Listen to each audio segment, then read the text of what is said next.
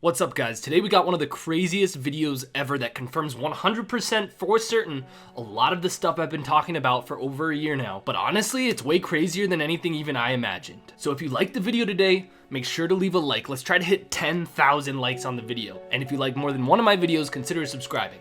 Less than 25% of my viewers are actually subscribed. So let's start from the beginning. There are posts all over the place these days about how many Zulrah bots there are. I get 3 to 5 tips a day telling me about the Zulrah bots banking at the Varrock Enclave, about them muling at the Grand Exchange, about seeing them when people are legitimately doing Zulrah. It was so blatant, so I was kind of wondering what was going on at Jagex. So first I wanted to go scout out at Zulrah to try to see if I could tell which accounts were bots and which weren't, which is kind of difficult because there are so many hand-played gold farmers out there. But I don't think it was actually that difficult because there were lots of low-level mage-only accounts that had the same stats, 50 attack, 50 strength, 80s to 90s magic, and a lot of them also wore obby capes or Mage Arena 1 capes. But they were all basically wearing the same gear, and the pattern was that they had 50 attack and strength, whereas a lot of the gold farming accounts had a little bit more variability in their stats. I collected 10 names that fit this profile and sent them off to Jagex. So I sent off those 10 names basically saying like, hey, like, are these bots? What's going on? If they're gold farmers, I know it's harder to ban them, but if they're bots, why aren't they being banned? Their response was actually,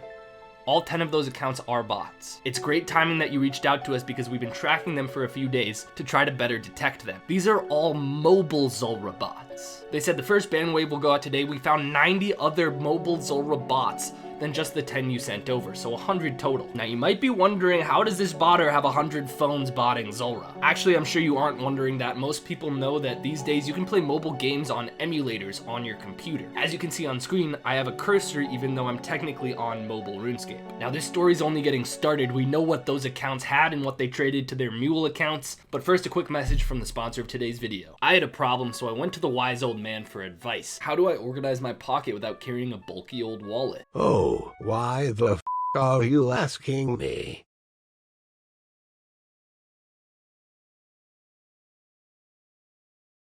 I'm just kidding. Buy the Ridge wallet. They look fantastic and have modernized my Robes pocket game. Ridge sent me both burnt titanium and carbon fiber. The burnt titanium is heavier and has a high quality feel to it, but my favorite is the carbon fiber. I like the look of it and it's super lightweight. They also have clips for cash if you carry it. So go to www.ridge.com/sirpugger, use code sirpugger for 10% off. Since this bot farm has scaled up so much, I'm guessing one or more groups of botters have made their own mobile emulator bot client to efficiently mass bot on mobile. And when I asked Jagex about mobile bots potential, they said because of emulators, it's technically possible to bot anything that you could bot regularly on mobile. So the first ban wave of 100 Zulrah mobile bots saw about 280 mil GP collectively on the accounts at the time of the ban. Jagex told me that the mules of the bot farms would supply the accounts about twice a week. The mules would trade over a bunch of potions and supplies. The bots would trade anywhere between 15 to 100 mil to the mule. The next day after that first ban wave, I got another message that they had just banned over 350 more Zulrah mobile bots. They said they think it's multiple mobile Zulrah bot farms, but that means that we're looking at 450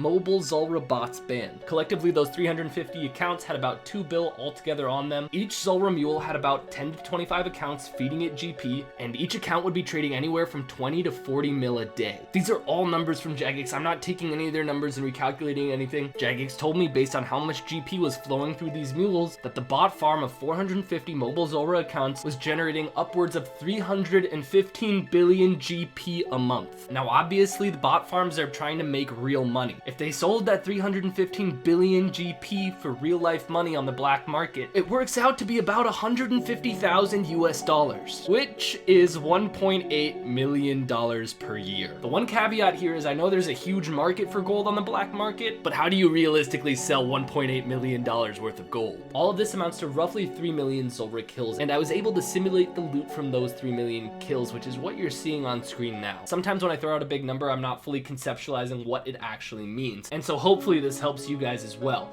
691 million Zulrah scales, 250 million flax, 6,000 uncut onyxes, 50,000 dragon halberds. The stacks here are absolutely insane. Just to be clear, this loot simulation is for what the bot farm would generate in 1 month. But let's not get too far ahead of ourselves here. It's not like this specific bot farm has been running for over a year. The average play time for each of the mobile bots was 13 days and 12 hours. That's 324 hours. Multiply that by the 450 bots in the bot farm, you have 145,800 hours of Zulrah. You multiply this number by the GP per hour to get the total GP the bot farm has likely made. Obviously, these bots aren't using twisted bows to get max efficiency. They're not making 3 mil an hour from Zulrah. A more conservative estimate would be about 1 mil per hour. So this bot farm has roughly made 145 billion GP. I didn't record the kill count of the accounts I sent to Jagex, and now they're banned, so I can't see. But I did see that some of those accounts had 20+ million mage XP just from maging Zulrah. I got some other tips recently that sent me a picture of an account stats and kill counts, and some of them seem to fit the mobile bot profile and show that some of the mobile bots with over 99 magic have over 20,000 Zulrah kill count, which means that one individual successful Zulrah mobile bot can make multiple bills. I know leagues being out affects prices, but if you look at the price of Zulrah loot in the last 3 months, there's 100% a problem, and this mobile bot farm was a part of it. Zulrah scales have gone from 200 to 140 GP in the last 3 months. Or for example, take the Tanzanite Fang. It went down from 4.2 mil to 3 mil in 3 months. This is one of the top range weapons in the game, and it's only 3 million GP. Huge props to Jagex here though. They recently expanded their anti-cheating team and were already aware of the bots when I sent them to them. I don't know anything about Jagex's bot detection methods on mobile versus the regular client, but it seems like originally it's a lot harder to detect on the mobile client. And that's basically the frontier of botting right now that's the most successful. But the anti-cheating team is quickly catching up. The anti-cheating team said they would implement a more rigorous method of detection at Zulrah for those mobile bots. Now I've gotten a lot of reports of about level 30s teleporting into Castle Wars with the Staff of Air. Their only stats are magic and construction, and the logical explanation is that they're making planks in their player-owned houses. I recorded a bunch of names and sent them to the anti-cheating team. All the accounts running planks had very similar inventories with about 2,000 oak logs, 700k. Jagex also said that these accounts appear to be mass created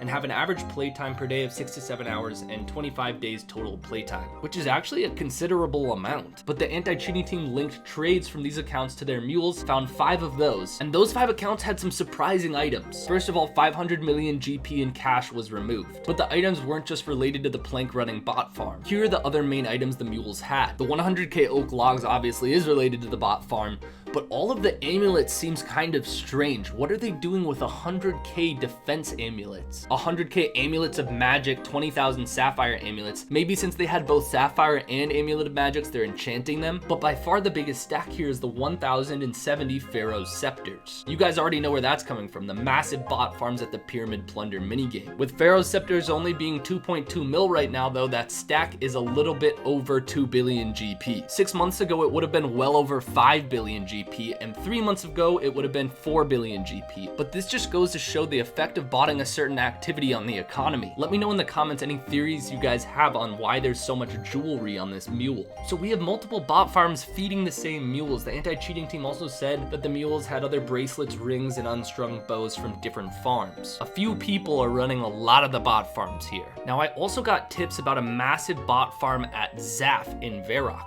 The only really valuable activity there is to buy battle staves. You can do that daily, and the number of battle staves and profit you make from Zaf depends on the level of diary you've completed in Varrock. But after looking at these account stats, they didn't even have the minimum requirements to do the Varrock easy diaries, and it didn't really make sense to have a bot farm doing this because they can't make very much GP per day with only the Varrock easy diary done anyway. But they did have 2,000 defense XP and 8,000 runecrafting XP, which matches up with having completed the What Lies Below quest, which allows you to buy battle staves from Zaf's shop instead of claiming a daily reward. Basically, they're just buying battle staves and can profit a little bit more than 1k per battle staff bought. All the accounts look the same, and I was so sure that they were bots and sent them off to Jagex. But Jagex told me that they're pretty sure the accounts are all gold farmers, and the gold farmers did something kind of strange. They'd buy between 150 to 1,000 battle staves. They'd sell them on the GE, but then they would buy rune or addy bars with the money they got from selling the staves. And they would trade those bars to a mule to sell. I don't know if they think that the trades go more under the radar if they're items and not gold, but it's definitely weird. Jagex said that including the mules, it's about a 120 account operation, and across those 120 accounts, they had 440 million GP. Now finally, I need your guys' help on this one. On RS3, brand new free-to-play accounts have a trade limit, and Jagex also imposed a death limit if they're killed so that they can't transfer GP that way. So if a new player dies with items valued over 25k, the death turns into 25k. I'm really not familiar with RS3 anymore, but I got a tip about a bot farm that logs out if you get too close to them. Apparently in RS3 you can see recent wilderness kills with the GP value, but it looks like it's a bot farm killing each other over and over and over again for 25,000 gold. So for all you RS3 players out there, let me know in the comments. The only thing I can think of is that they're buying items that have a GE value of 25k, but that are actually worth less. Let me know what you think. Thanks for watching. Remember to leave a like, and you can always email me tips at sirpuggertipoff@gmail.com.